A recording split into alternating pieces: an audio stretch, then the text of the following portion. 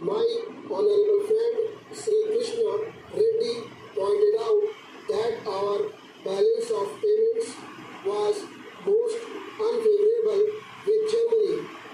I know that it has been unfavorable, and while partly this is due to Germany imposing very high tariffs, let us realize that we have had to depend for aid and capital from the developed countries, notably Germany, and as such, our balance of payments is bound to be unfavorable.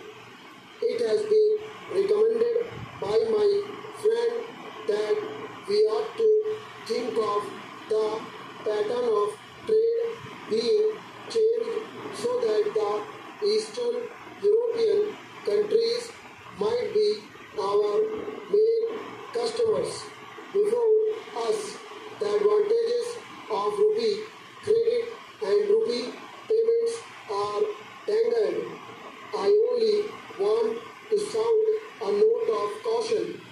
While it is true that from the point of view of our immediate difficulties, rupee payments offer a solution in the sense of imports not being a current draft on our foreign exchange resources.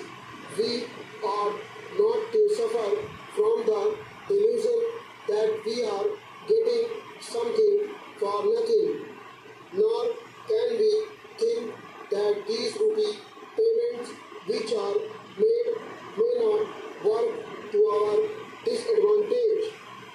I do not propose to go into this question today, since the issues that merit consideration are different.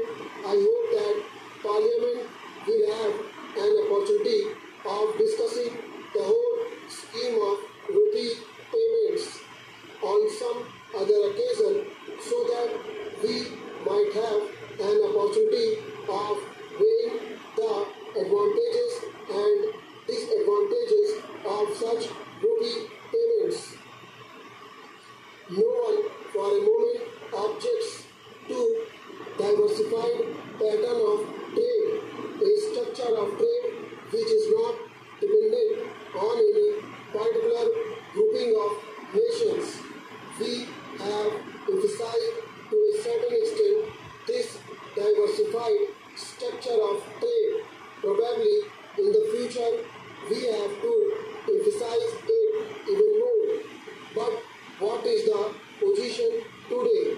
As it is, the terms which can be arranged for UK's entry into the common market are not dependent on that country alone. They are dependent on others as well.